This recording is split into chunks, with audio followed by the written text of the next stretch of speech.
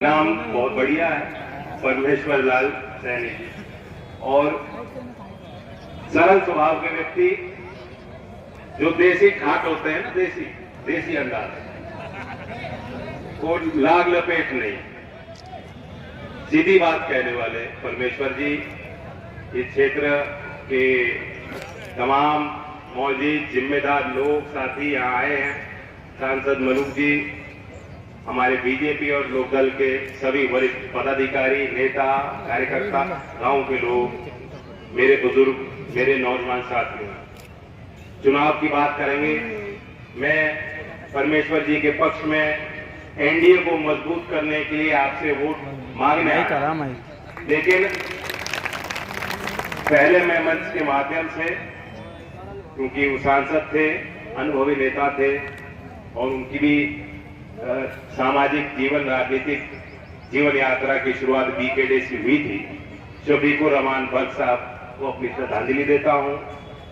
वो एक बुजुर्ग थे हमारे, बहुत लंबे समय उन्होंने राजनीतिक क्षेत्र में वो सक्रिय थे। ये जरूर है कि बीते कुछ दिनों में कभी कभी वो समाज के विरुद्ध या राष्ट्रहित के विरुद्ध कोई हल्की बात कह देते थे, लेकिन कोई बात नहीं, मैं उनका हमेशा सम्मान करता था। अब उनके साथ जो लोग चलते थे, जो उनका सहयोग करते थे, अब उनको अवसर मिल रहा है, क्योंकि अब वो दौर खत्म हो गया, समाप्त हो गया। अब उनको ये सोचना चाहिए किस प्रकार से इस क्षेत्र की वो बेहतर सेवा कर सकते हैं, क्षेत्र को एक अच्छी मजबूत आवाज दे सकते हैं। देश के पार्लियामेंट में इस क्षेत्र को एक अच्छे वकील की जरूरत है, और मैं उसके कई बार उदाहरण आपको दे दूंगा। वैसे आप लोग खुद जानते हो, आप लोगों के आगे की देखा देखी है सारी चीजें। जहां आपको जनप्रतिनिधि अच्छा मिलता है तो सुनवाई होती है, प्रयास होते हैं। आपको मालूम है कि प्रचार कुछ भी हो, सारे समस्याओं का हल नहीं निकाला जाता। बहुत ईमानदारी के साथ मैं आपको कह रहा हूं, आज के राजनीतिक माहौल में, चुनावी माहौल में, जब हर एक पार्टी पे दबाव, हर नेता पे दबाव होता है कि कुछ बड़ी बात करो, वादे छोटे मत करो, बड़े करो। उसी बीच, क्योंकि मुकाबला तो पूरे देश में दो में है, तो जो हमारा मुख्य विपक्ष है वो ये कह रहे हैं कि फटाफट, खटाखट, झटाझट गरीबी खत्म कर दो। देश का गरीब आदमी भी जानता है, ऐसा नहीं है कि गरीब आदमी किसी के रहमो करम पे नहीं है, निर्भर नहीं है, वो स्वावलंबी है, वो स्वाभिमानी व्यक्ति है, और वो खुद प्रयास कर रहा है, और वो खुद जानता है, उसके परिवार के लोग जानते हैं। इतना आसान नहीं है। जिस क्षेत्र ने चौधरी चरण सिंह जी की जो कर्मभूमि रही और उनकी नीति को समझा, उनके राजनीतिक और सामाजिक कार्यों में योगदान और आहुति देने का काम जिस संभल के हमारे गांव के लोगों ने किया, आप लोग भी जानते हो। इस देश में बड़े ईमानदार नेता हमने देखे, लाल बहादुर शास्त्री जैसे नेता दिखाए, सरदार पटेल जैसे नेता हमने देखा, महात्मा गांधी जैसे नेता देखे, चौधरी साहब के योगदान को आपने देखा। आज भी देश में बहुत अच्छे लोग हैं, नेता है, जो कोशिश करते हैं। देश के प्रधानमंत्री जानते हैं कि गुर्बत क्या होती है, तो सार्वजनिक रूप से कह चुके हैं इस बात। क्या हम सब लोग गरीबी से मुक्ति देने की कोशिश नहीं कर रहे? क्या सरकार आज कोशिश नहीं कर रही, योजना नहीं बना रही, जमीन पर उनको उतारने के लिए पूरी योजना बना के क्रियान्वित करने के लिए बेहतर प्रयास नहीं कर रही? कर रही है। गरीब आदमी जानता है, उसका लाभ सीधा आज गरीब को मिल रहा है। किसी से मांगने की जरूरत नहीं, किसी के आगे झुकने की जरूरत नहीं, किसी के हाथ की जो खुजलाहट होती है उसे उसकी तरफ गौर करने की जरूरत नहीं। समझ गए होंगे क्या होता है? जो बिचौलिए लोग होते हैं, जो उनका एक तंत्र होता है। आज किसी गरीब को जरूरत नहीं वो सब करने, लेकिन वह गरीब आदमी भी जानता है कि इतना आसान नहीं जितना विपक्ष के लोग कह रहे हैं। तो सीधी सी बात है, आपको विचार करना है। 10 साल के कार्यकाल को आपने देखा, और मैं लोकदल की तरफ से कह रहा हूं, तो हम लोग विपक्ष में रहे हैं। ये लोग कहेंगे जो बीजेपी की है, वो तो आप कह सकते हो भाई तो बीजेपी में हो। जब हम लोग जो विपक्ष में रहे और जो लोकदल था तो विपक्ष था, माफ कीजिएगा, आज नहीं विपक्ष है नहीं, क्योंकि एक जो बड़े नेता है राहुल जी, वो ऑलमोस्ट पीएम है, और हमारे यूपी वाले हमारे भ्राता वो ऑलवेज सीएम है। वो सीएम की कुर्सी चली गई, उनको एहसास ही नहीं हुआ कि कुर्सी ना आज है ना कल को मिलेगी, क्योंकि उनके इर्द गिर्द जो लोग हैं उन्होंने वही वातावरण बना रखा है कि भैया आ गए, भैया आ गए। स्थिति बदल चुकी है, वो समय दोबारा नहीं आने वाला। लोग जागरूक हो गए हैं, अपने हक के लिए लड़ाई लड़ना जानते हैं, आपस के झगड़ों से ऊपर उठ चुके हैं। तो इसलिए आप उनके कार्यकाल को देख चुके, 10 साल को देख चुके। लोकदल विपक्ष में था, हम लड़ाई लड़ते थे, लाठी खाई, संघर्ष किया, किसान की बात की। और मैं आज आपको वादा करने आया हूं, क्योंकि जब हम यहां आना जाना रहा, चौधरी अजीत सिंह जी यही सभा करके गए 2005, मेरा भी इस क्षेत्र से लगाव है, हमारा प्रिय जिला है संभल, चौधरी चरण सिंह की कर्मभूमि। मैं आपको वादा करने आया हूं, हम लोगों ने गठबंधन किया एनडीए में, पहले तो कुछ सोच समझ के किया होगा, कुछ देख के किया होगा। सबसे बड़ा कारण है कि जो सरकार चौधरी चरण सिंह जी का सम्मान कर सकती है, यहां कितने लोग बैठे हैं जो मानते हैं इस बात को कि उनका सम्मान होना चाहिए।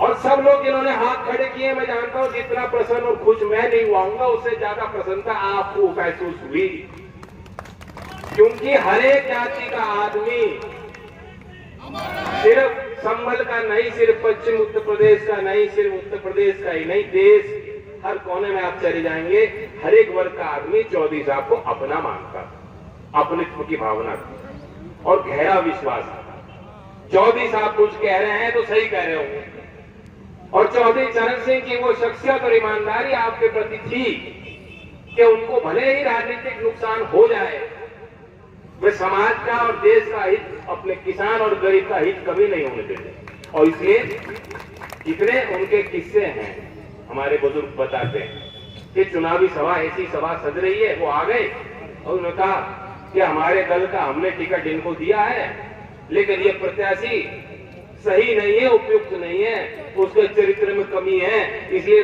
दूसरे को वोट दे दें। कोई कहता है ऐसी बात?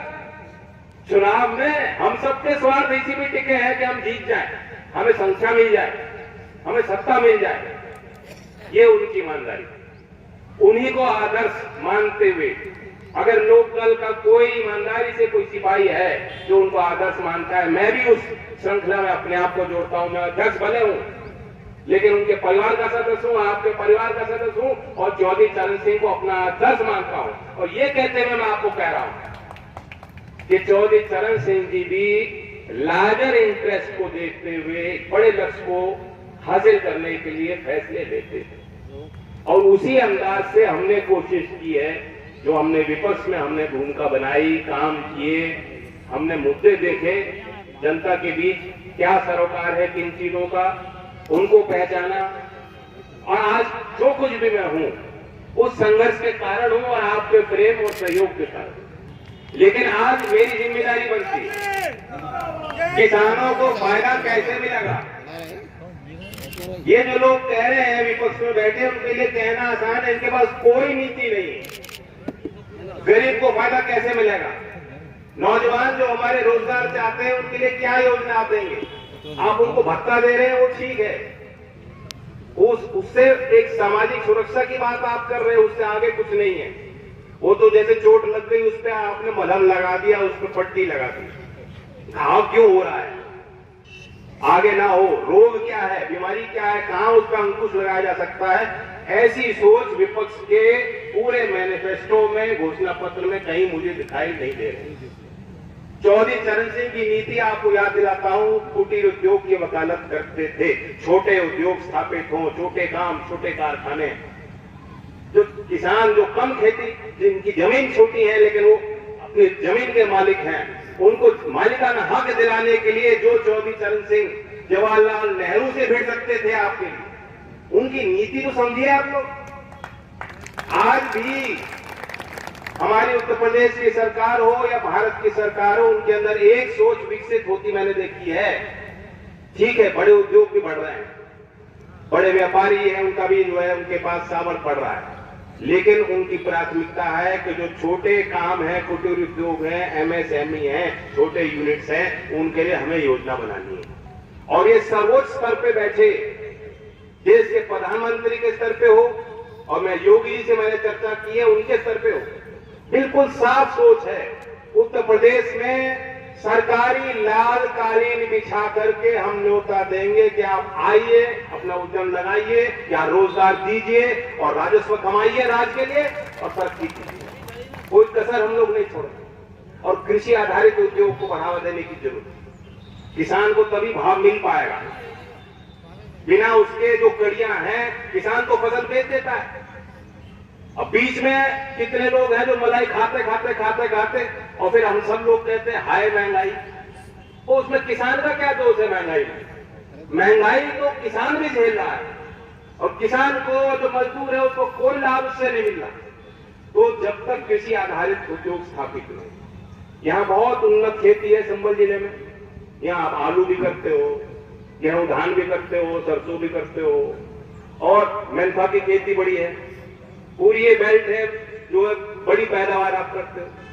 और यहां मैं बता रहा हूं कि कैसे अगर आपका मजबूत वकील होता तो क्या काम हो सकता था। मेहनता के आप किसान करते हैं, किसानी करते हैं, उनके लिए स्पेशल बता रहा हूं। मैं एक बैठक चल रही थी सरकारी, मैं उसमें बैठा, स्पाइस बोर्ड है जो कृषि मंत्रालय और उसमें वाणिज्य मंत्रालय के अंतर्गत है, और उनके अधिकारी बैठे थे।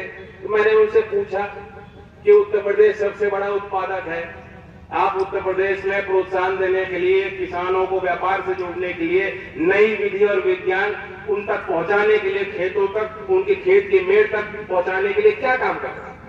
उन्होंने कहा हमने स्पाइस पार्क बनवाया। मैंने कहा बहुत अच्छा। और कहा कौन से आप फसल को लेकर चल रहे हैं? उन्होंने कहा हमने मेंथा जो है मिंट की फसल के लिए हमने स्पाइस पार्क बनाया। मैंने कहा कहाँ बनाया? क्योंकि मैं जानता था मुरादाबाद में नहीं है, बरेली में नहीं है, संभल में नहीं है, जहां जहां पैदावार मैंने देखी है वहां तो नहीं है। वो कहा हमने रायबरेली में बनाया। मजाक की बात नहीं है। जो आपकी खेती है, जो आपकी फसल है, उसके लिए स्पाइस पार्क बनाया रायबरेली। मैंने कहा अच्छा वहां आबाद हो गया क्या? नहीं, क्या आबाद नहीं हो पा रहा। तो खेती होती है वहां, ये थोड़ी थोड़ी है, उसको बढ़ावा देने की कोशिश कर रहे हैं। ऐसे फैसले लिए जाते हैं सरकारों में। जितनी योजना है उनमें थोड़ा सा प्रेरणा आप शुरू करोगे तो आपको व्यापक तौर पे भ्रष्टाचार मिलेगा और ऐसे अव्यवहारिक फैसले मिलेंगे। एक बहुत बड़ा तंत्र है, सरकारें बदल जाती होंगी, वही तंत्र सरकार को, देश को चलाता है। वो तंत्र नहीं चाहता कि देश का किसान मजबूत हो जाए। मुख्य कारण यह है, और इसलिए आपको मजबूत वकील की जरूरत है। अगर संभल का मजबूत वकील, एक मजबूत सांसद पार्लियामेंट में होता तो वो लड़ भी जाता उनसे कि नहीं, यहाँ स्पाइस पार्क बनाइए, यहाँ खेती भी है, किसान भी है और फायदा पूरी से नहीं है। तो 1 और 1 11 कर दो। चाहे गन्ने के किसान की लड़ाई हो, आलू की किसान की लड़ाई हो, नौजवान समय पे उनकी भर्ती हो, पुलिस में उनको नौकरी पुलिस में चाहिए तो मिल जाए, अग्निवीर में कोई सुधार चाहते हैं नौजवान तो वो भी हम मिलकर कर पाए। ये सारी चीज तब संभव है अगर आप रख रखाव करोगे। अपनी वोट खराब मत होने देना। देश की तस्वीर आपको दिख रही क्या है? ये आपस में, क्योंकि हम उस तरफ भी रहे, मैं तो उनकी बैठकों में रहा हूं, वो सब देख के मजबूरी में हमने निर्णय लिया कि ये कहां जा रहे हैं लोग, ये देश को कहां खरीद ले जा रहे हैं। 24 साल की बात दूसरी तरफ एनडीए में कर रहे हैं, वो भारत रत्न को देना चाह रहे हैं, प्रधानमंत्री भारत रत्न दे रहे हैं, सर्वोच्च सम्मान, सबसे बड़ा सम्मान देश का दे रहे हैं, और यहाँ ये लोग आपस में भिड़ रहे हैं। आपको मालूम है बंगाल में क्या हुआ? जो लोकसभा में इनके सबसे वरिष्ठ सांसद वो कह रहे हैं टीएमसी को मत देना, इससे अच्छा तो बीजेपी को दे दो, जो कांग्रेस के सबसे वरिष्ठ सांसद हैं। तो जो आज ही लड़ भिड़ रहे हैं, इनकी तो मुख्य लड़ाई है कि नंबर 2 कौन रहेगा। यूपी में जो दो पार्टियां हैं वो आपस में लड़ रही हैं कि नंबर 2 कौन रहेगा। बंद कमरे में, बाहर तो दावे कुछ और होते हैं, बंद कमरे में बैठते हैं जब ये लोग, सपा वाले कहते हैं भाई 2 सीट तो हमारी भी आ जाएगी, और कांग्रेस कहती है देखो 1 तो पक्की है, हम भी 2 कर सकते हैं, हो सकता है 3 आ जाए, तीसरी नहीं देगा। तो इनकी तो लड़ाई यही है कि किसकी 2 सीट आएंगे, किसकी 3 सीट आएंगी। मैं बता सकता हूं, लोकदल के लोग बैठे हैं यहाँ पे, लोकदल के सिंबल पे 2 सीट हमने लड़ी, 2 की 2 आ रही हैं। और बागपत से डॉक्टर राजकुमार सांगवान जी को लड़ाया हमने, चौधरी चरण सिंह से जुड़ी हुई सीट है। यहाँ भी लोग जानते हैं, छपरौली का नाम सुना है, बागपत को पूरे देश का आदमी जानता है। और आज भी चौधरी चरण सिंह की कर्मभूमि से उसको जोड़ा जाता है, वहां से डॉक्टर राजकुमार सांगवान जी लड़ रहे हैं। बिल्कुल आप जैसे हैं जो बैठे हैं ना, बिल्कुल आप जैसे हो, आप उनको देखोगे आपको लगेगा मैं ही हूँ पार्लियामेंट में। ऐसा ही जो उनका व्यक्तित्व है, चरित्र है, ऐसी ही उनकी ईमानदारी है। और मैं बताना चाहता हूं कि बीजेपी के हर वर्कर ने जान लगा के छाती आगे टेक के उनको चुनाव लड़ाया, अधिकार है। बिजनौर से हमारे मलूक जी बैठे हैं, मालूम है, चंदन चौहान हमने पार्टी ने लड़ाई, अपना चुनाव मान करके हर समाज में जा जाके, गलियों में जाकर के बीजेपी के कार्यकर्ताओं ने, नेताओं ने वोट मांगी है। मुख्यमंत्री की 2-2, 3-3 बार सभाएं हुई वहां, सारे नेता गए। तो इसलिए मैं लोकदल के लोगों से कह रहा हूं, मैं अधिकार मान रहा हूं आपके ऊपर, है कि नहीं अधिकार कुछ? तो लोकदल के नेताओं से और वर्करों से कह रहा हूं कि वो 2 सीट इसलिए आ रही हैं कि वो भाजपा हमारा सहयोगी पार्टी, उनको लगता है कि लोकदल वाले ईमानदार हैं। तो इसलिए कोई कसर आप यहां भी संबल में मत छोड़िएगा, हमारे परमेश्वर जी को ताकत दीजिएगा। इनका सिंबल कमल का फूल है, इनका सिंबल ही नहीं, यहाँ संबल में मेरा सिंबल भी कमल का फूल है। इसी को देखते हुए गरीब के लिए, नौजवान के लिए, किसान के लिए, देश के लिए, चौधरी अजीत सिंह जी को श्रद्धांजलि देने के लिए और चौधरी चरण सिंह के विचारों को आगे बढ़ाने के लिए सब लोग, सभी समाज के जाति के लोग, सभी धर्मों को मानने वाले लोग, आप सबसे मैं उम्मीद करता हूं कि एक होके भाईचारा के लिए संबंध में परमेश्वर जी को ताकत दीजिए, मुझे ताकत दीजिए। धन्यवाद। जय हिंद, जय।